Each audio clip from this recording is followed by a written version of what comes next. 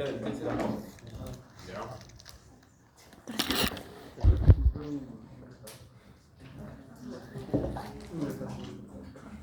Entonces, básicamente, en el tercer aporte nos vamos a ocupar sobre el cerebro, o sea, neurológico, cerebro, columna y huesos. ¿Okay? Tenemos 3 temas que manejar. En general, el tercer aporte es relativamente sencillo si se estudia porque las imágenes son grandes, sobre todo en la parte práctica. ¿Ya? En general, como en todo, vamos a ver la patología frecuente. Patología frecuente que conocer. Vamos a ver un poquito de resonancia magnética en el cerebro, que conocería en columna un poco. ¿Okay? Y, como siempre, saber la parte básica de la anatomía, como en todos los capítulos, hay que saber la parte básica. Vamos a empezar entonces este tema. ¿Okay?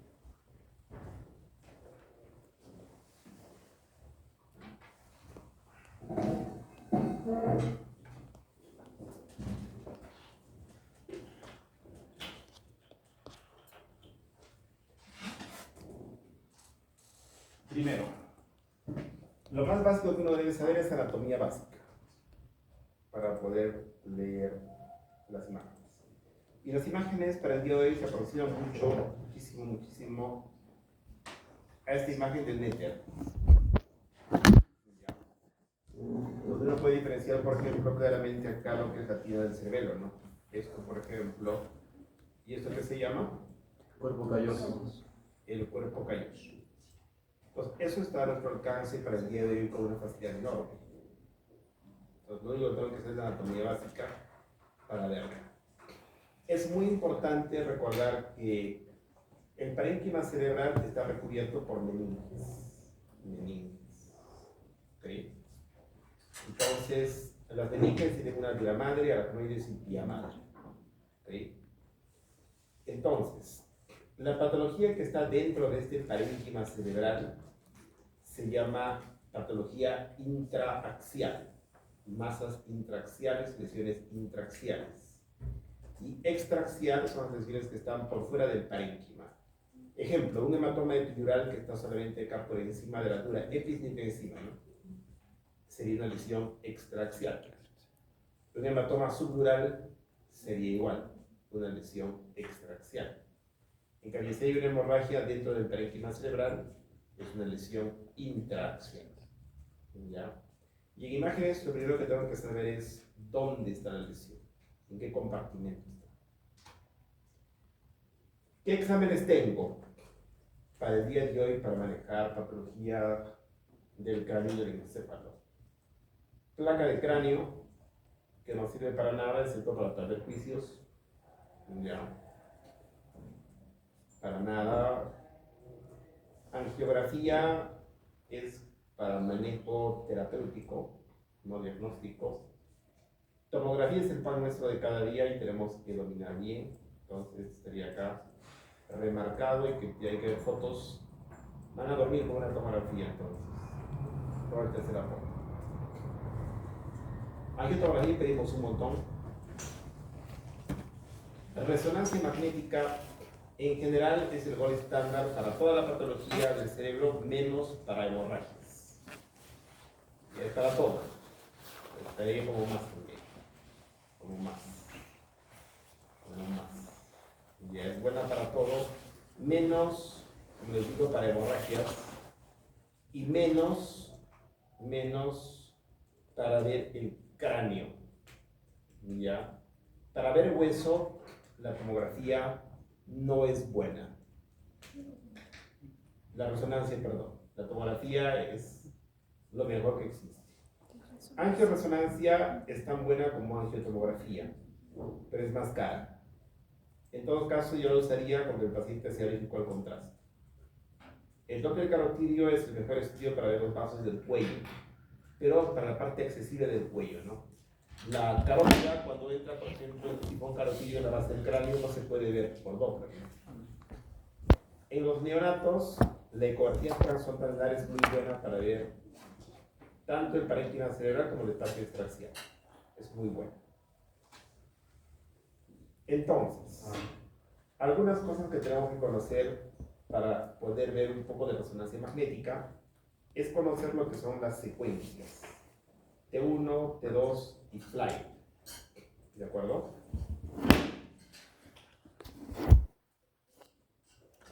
En esto no hay sentido común, solo memoria. ¿De acuerdo?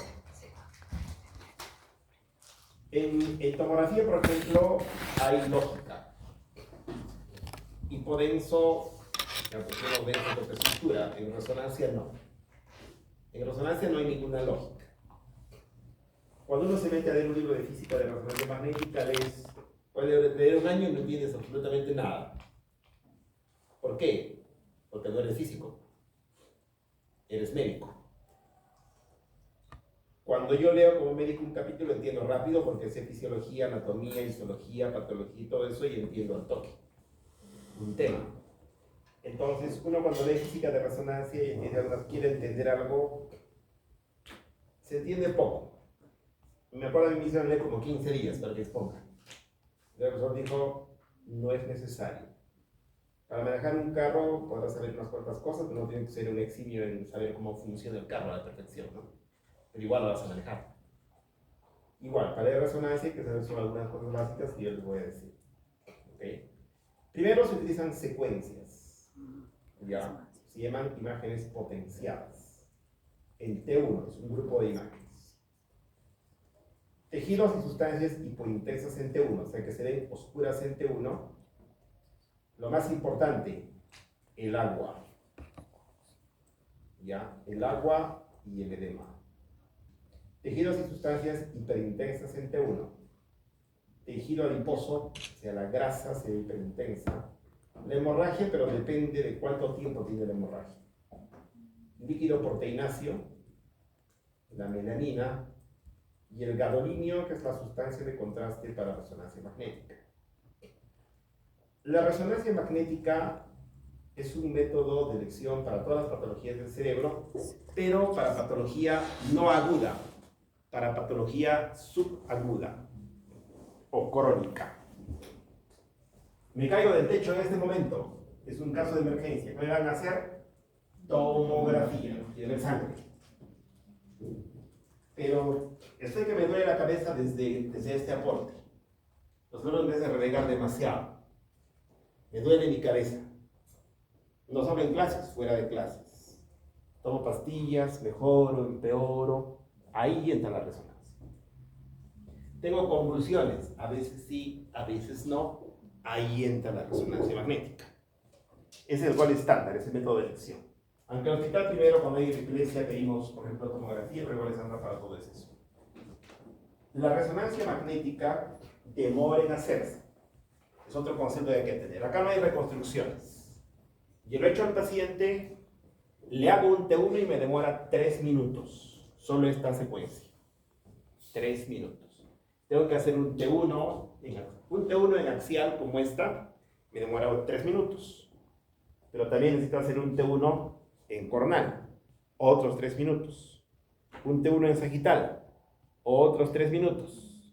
Tengo que hacer un T2 igual, en axial, otros 3 minutos. Como demora tanto, por eso no se utiliza en paciente de emergencia. En cambio, tomografía, ¿cuánto demora? 8 segundos. Luego reconstruyo todo. ¿Ok? Es muy bueno, pero demora y es caro. Secuencia T1. La parte muy importante. La parte muy importante. Ya en mi examen voy a poner imágenes y decir qué secuencia es. Las claves, los secretos de la radiología. En T1, el líquido, cefalorraquídeo que todo es oscuro, negro, hipointenso. ¿Ya? La sustancia blanca, como pueden ver acá, es blanca. La sustancia gris, que es la que está pegada al cráneo, la sustancia gris es gris. como que hay digamos, el T1 es un método anatómico, ¿no? Lo blanco, blanco, la sustancia gris, gris, y el líquido cefalorraquídeo oscuro, ¿ya? Este es un hematoma. En este caso se ve blanco en T1, pero depende que la tiene el hematoma. Ahora vamos a ver desde fuera. La grasa, que es esta de acá del tejido adiposo, es hiperintensa, blanca. Lo negro es la cortical del hueso. Lo blanco es la grasa, o sea, la médula ósea. Y lo negro es la otra cortical del hueso. Como el hueso no se ve bien, no es bueno para ver lesiones de hueso de la resonancia magnética. No es bueno. ¿De acuerdo? Imágenes potenciadas en T2. Tejidos y sustancias hiperintensas en T2. Líquido cefalorraquídeo, tejido adiposo, hemorragia. Igual, varía en función del tiempo de la hemorragia. La hemorragia se puede ver de diferentes colores en resonancia magnética según los tiempos. El edema, la inflamación, la infección, los quistes son blancos o hiperintensos en T2. Entonces, en T2, que es hiperintenso, primero, el agua, lo más importante, el agua, el líquido cefalorraquídeo. Entonces, ahí lo voy a ver al toque. La principal diferencia es que el agua es blanca en T1, perdón, oscura en T1 y blanca en T2. La sustancia blanca es al revés. La sustancia blanca aquí es oscura y la sustancia gris es más clara. ¿Ya? Un poco al revés. Este es edema en T2, todo blanco, esta parte de acá. Pero yo lo más básico es ver el líquido cefalorraquídeo, ¿no? Darse cuenta que esto es blanco en T2. Y esta parte de la grasa subcutánea es igual que en T1, blanca. La parte del hueso no da señal, está bien así oscura. ¿Ya? Parecido al otro. Anatomía básica, nosotros, como pueden ver acá, es igualito que el dibujo de Necker, ¿no es cierto? Pero solamente en grises. Si quiero ver la hipófisis, le estará por acá, ¿no? El seno esfenoidal es negro, este de acá. Este será el bulbo. Y aquí está el cuerpo calloso. Y listo. Entonces, como pueden ver, la anatomía se ve a la perfección en la resonancia magnética. ¿Cómo se llama este corazoncito? Mi delgado. Todo es más gusto, toda esta imagen de acá, todo es perfecto. No hay ningún ventrículo, ¿no? Porque si fuera así, sería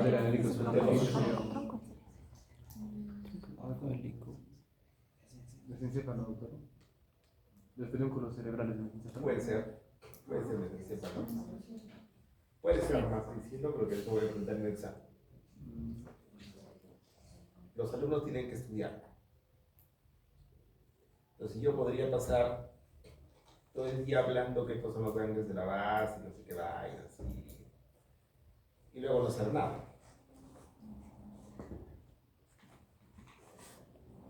Ok, de anatomía yo no voy a hablar, pero siempre me gusta preguntar, tanto en abdomen como en esa parte neuro y huesos, me gusta preguntar un poquito. Pero no cosas finas, ¿no? Sino cosas grandes. Las tres secuencias que hacemos en el cerebro son estas. El T1, donde la sustancia blanca es blanca y el líquido cefalorraquídeo es oscuro. El T2, donde el líquido es blanco y la sustancia blanca es oscura. El FLAIR se llama inversión recuperación de fluidos atenuados en inglés. El FLAIR es un T2. Si lo comparo, la parte anterior del cuerpo calloso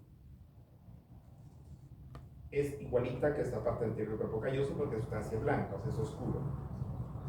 ¿Ya? Pero los fluidos que se mueven, como el líquido cefalorraquídeo, desaparecen. O sea, el equipo está preparado en esta secuencia para todo lo que es agua libre, o sea, agua en movimiento, desaparecerlo. Y yo veo negro, ¿no? Acá tengo un surco cerebral con líquido blanco. ¿De acá qué color está? Negro. Lo suprimo. Líquido.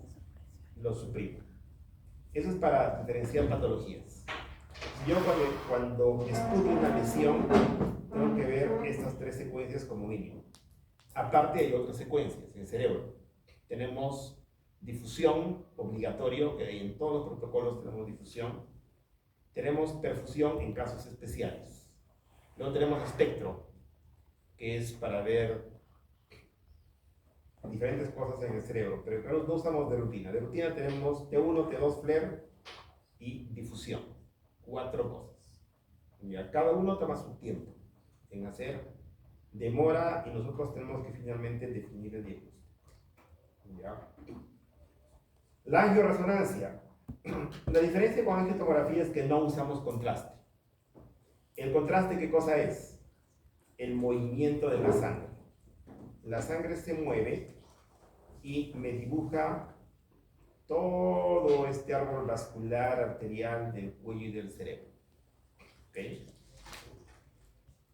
Bien. Placa de cráneo, dicho, ¿para qué sirve? Para nada, solamente para perder juicios. ¿Ya? Obviamente, cuando no había tomografía se pedía para ver fracturas, cosas, ¿no? Pero ahora como me interesa ver el encéfalo, si tengo fractura de cráneo y no está hundida, pues no sirve para nada en conclusión, ¿ya? Arteriografía hemos dicho para diagnósticos, o para tratamiento ahora se hace, previo a tratamientos, no de rutina. Lo que hacemos un montón es tomografía y tenemos que saber cómo leer esa tomografía, ¿ya? Es muy importante que veamos la línea media. Cuando uno ve tomografía tienen que ver la línea media. ¿La línea media está al centro o no está al centro? Las 2 mitades del cerebro son más o menos parecidas o no? Sí. Son más o menos parecidas. O sea, son casi parecidas. Ya. Son casi parecidas. En anatomía, pero en función son completamente diferentes, ¿no? Son completamente diferentes. ¿No es cierto? El hemisferio derecho es ¿para qué? Para cosas lógicas, ¿no? Para hacer matemáticas. Y para pintar, ¿cuál es? El izquierdo, ¿no es cierto?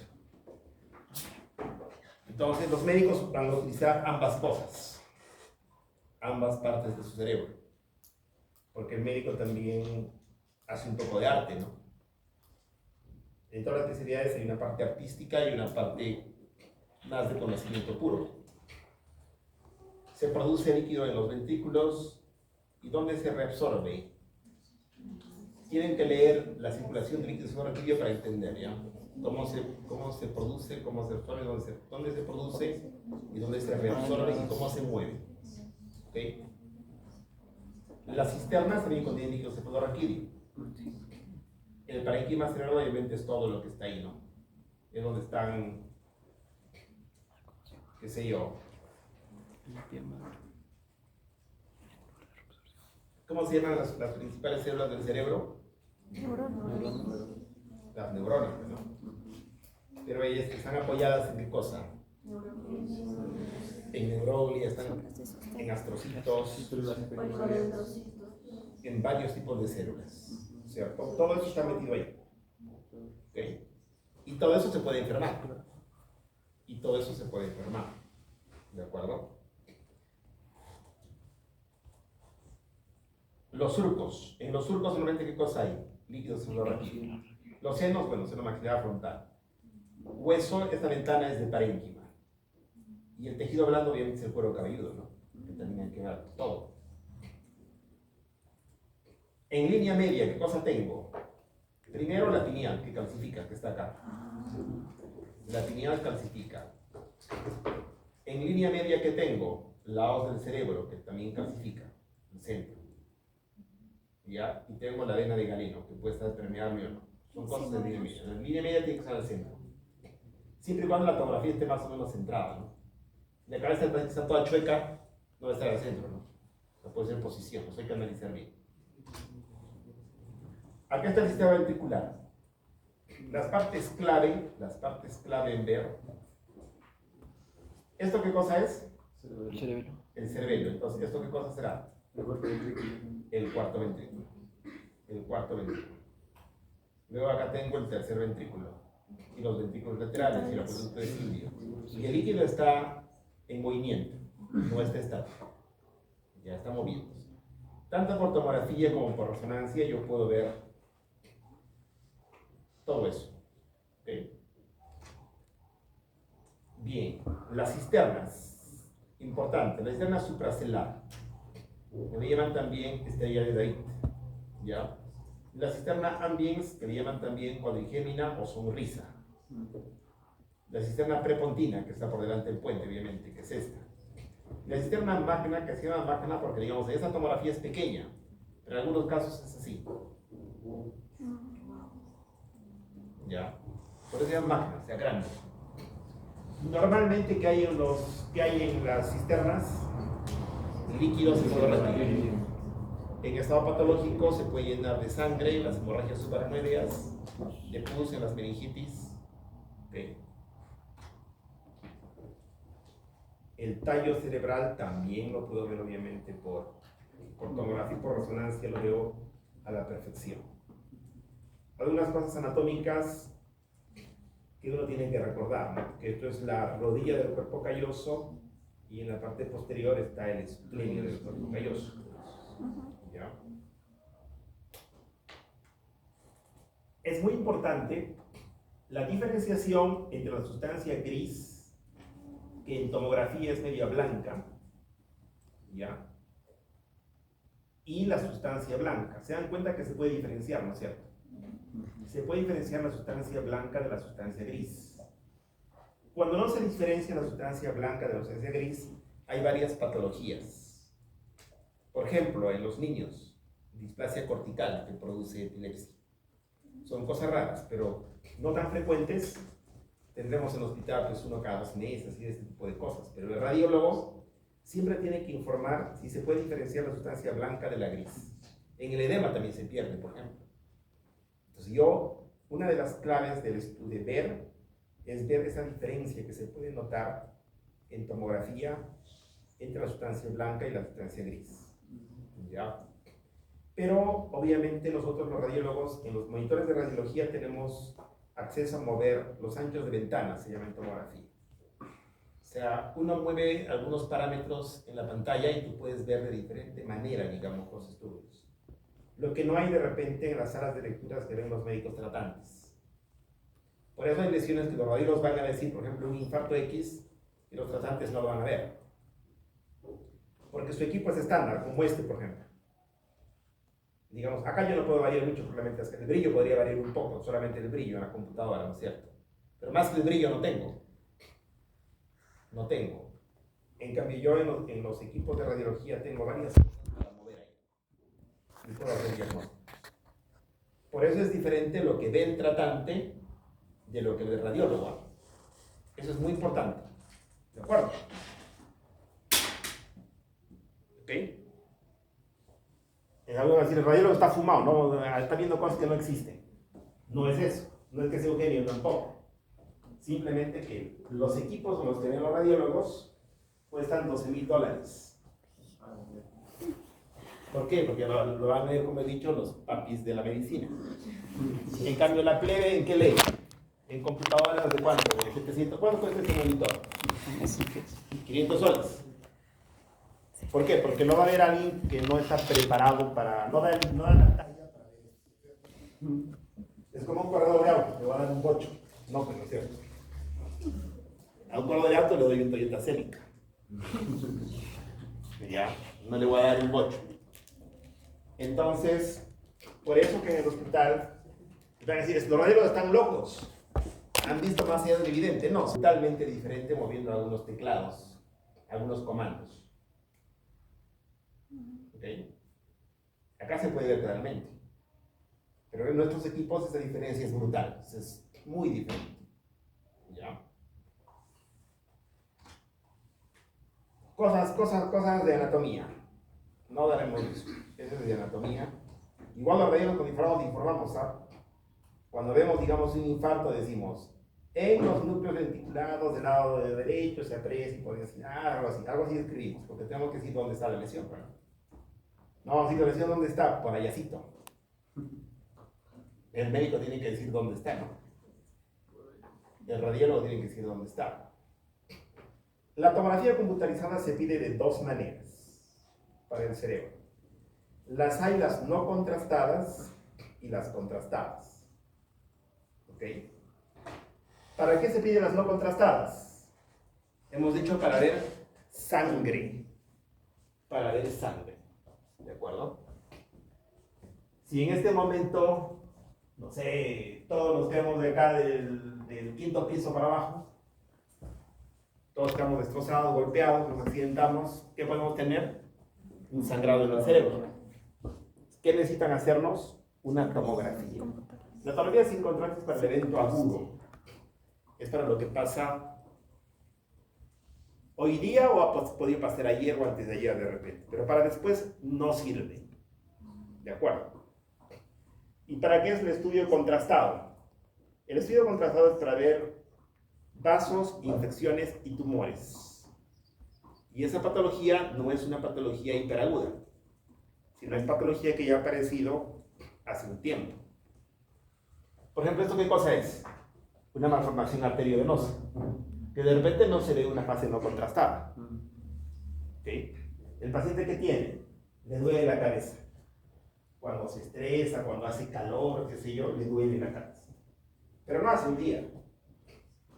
¿Eso lo habrá adquirido o creen que ya lo traiga de fábrica? De fábrica, pero no. Lo han hecho con poco cariño. ¿Sí? Con poco cariño. Ahí de fábrica. ¿Ok? Miren esa foto, ¿ah? Hay que preguntar siempre al paciente. Hay que preguntarle siempre al paciente si es alérgico al contraste, cuidado. Y también cuidado con los riñones. Hemos dicho que al paciente que se le pone contraste, su creatinina tiene que estar dentro de valores normales. Y si no, hidratarlo mucho. ¿Ok? 0.5, 0.7, ¿Cuáles son las ventanas que tenemos? Recuerden que en abdomen tenemos ventana de abdomen y ventana de hueso. En cerebro igual, tenemos ventana de cerebro y ventana de hueso. Si yo quiero ver patología del cerebro o del espacio extraaxial o intraaxial, utilizo esta ventana, que es la ventana de parénquima. ¿Y esta qué ventana es? Ventana de hueso. Para ver fracturas. Y también tenemos reconstrucciones óseas en 3D que les voy a mostrar en la práctica. Ahora, ¿en cuánto tiempo se adquiere esto dicho?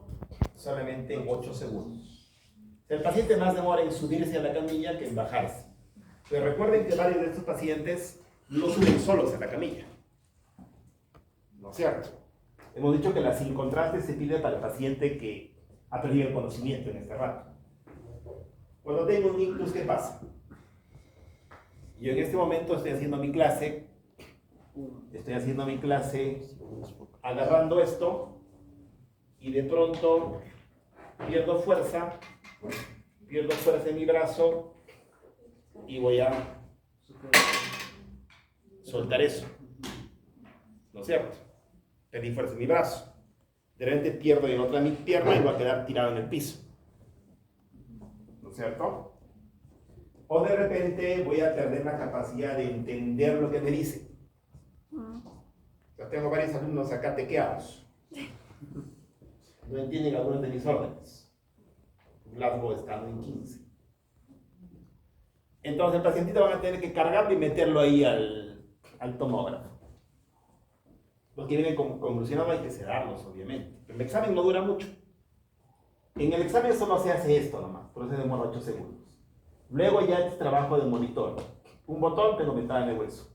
Un botón tengo un corte coronal. Un botón tengo corte sagital. Por eso la tomografía es tan buena para la emergencia.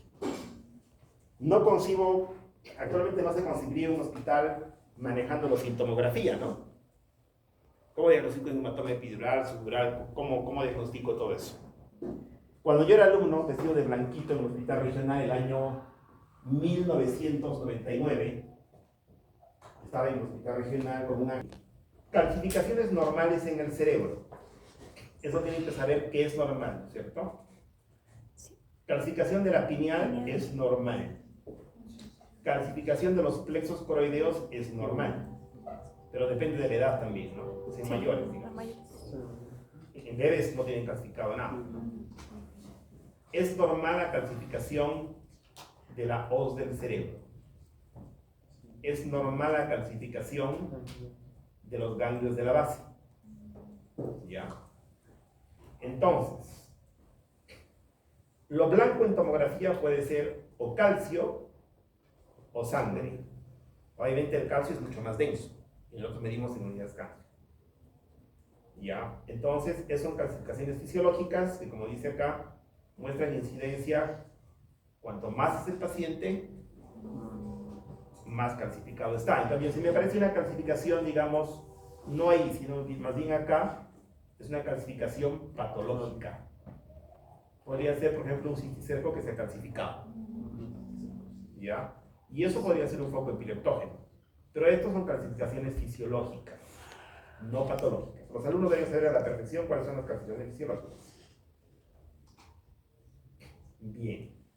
Esta diapositiva todo lo tienen que saber porque son las preguntas que uno tiene que hacerse cuando lee una resonancia, una tomografía de cerebro. A ver, mi delegado, tome su foto y luego léame esa diapositiva. Lecturas rápidas de la tomografía en urgencias. Está centrada en la línea media del cerebro. Tiene la misma apariencia ambas mitades del cerebro.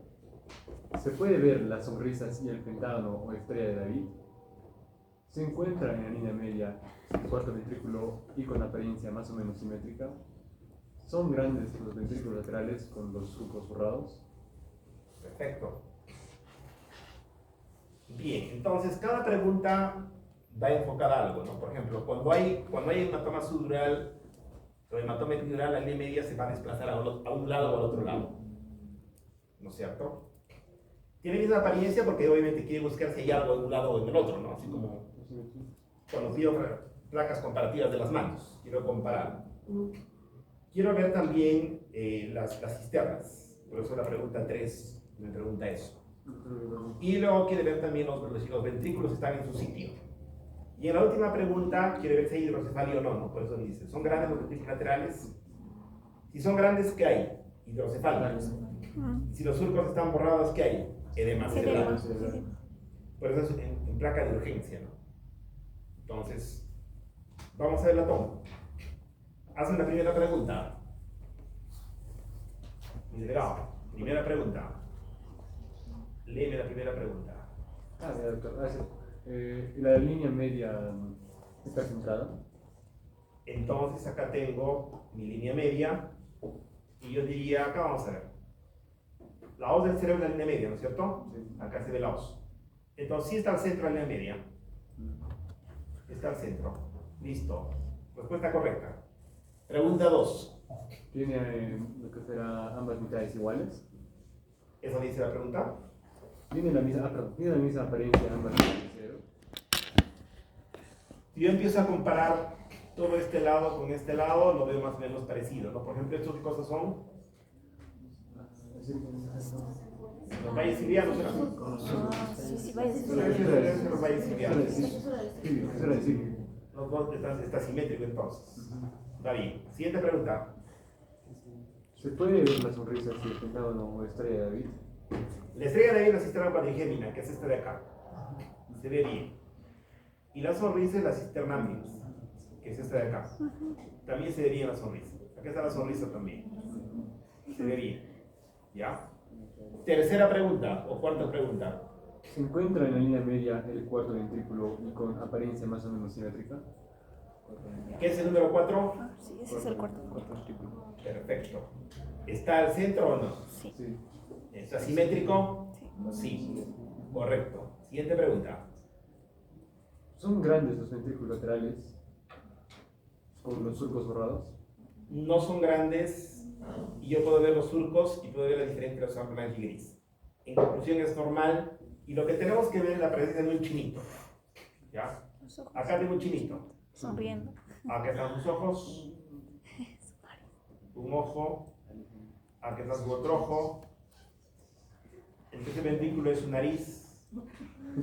La sonrisa resiste una cuadrigémina y sus bigotes son los valles sirvientes. Si ese chinito está con la cara recta, o sea, está bien, todo alegre, sonriente, tranquilo, me voy a dormir. Pero ¿qué pasa si ese chinito está con la cara chueca? Está con pared facial. Su cara se ha ido para un lado. ¿Qué significa? Si su cara se ha ido para este lado, ¿le verá dónde está? A este lado, literalmente. A este lado. Entonces, si me hago esas 5 preguntas y las tengo en mi cabeza, lo probable es que no cometa errores. ¿Ok? Angiotomografía, ¿para qué sirve? Para ver obviamente vasos del cuello y del cerebro. Acá, por ejemplo, tengo una estenosis de la carótida común. Los alumnos tienen que conocer lo que es, ¿cómo se llama este dibujito famoso? Polígono de Willis. El polígono de Willis. Porque de repente, bien sabe, se me ocurre preguntar un aneurisma aquí. Tendré que saber qué es la cerebral media.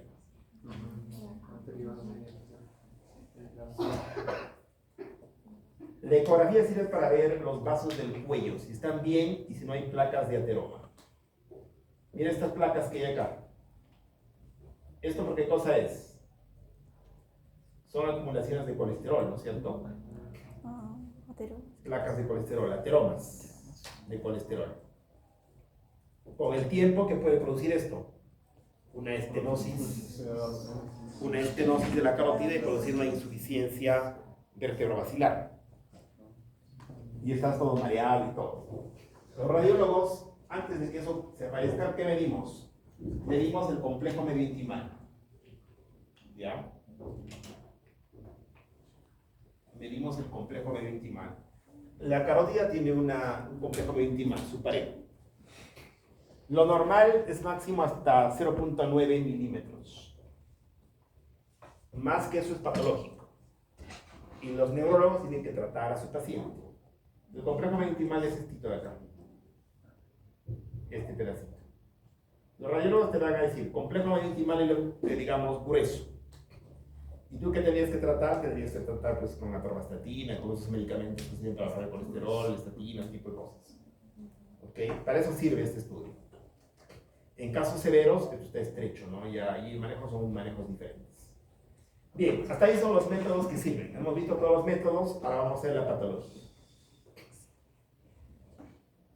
Una patología muy fregada y frecuente son los traumatismos. Obviamente, no solamente como la foto para accidentes de tránsito, ¿no?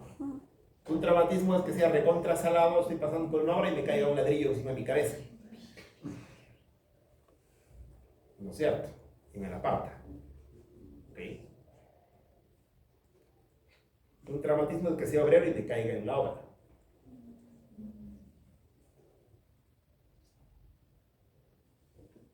Cualquier cosa puede pasar. Un traumatismo es que me meta a una huelga por loco, porque quería que me pase algo y por ahí una bala me pasa el cráneo, ¿no es cierto? Cuando yo era alumno en la UNSAC, el año 90, todos los días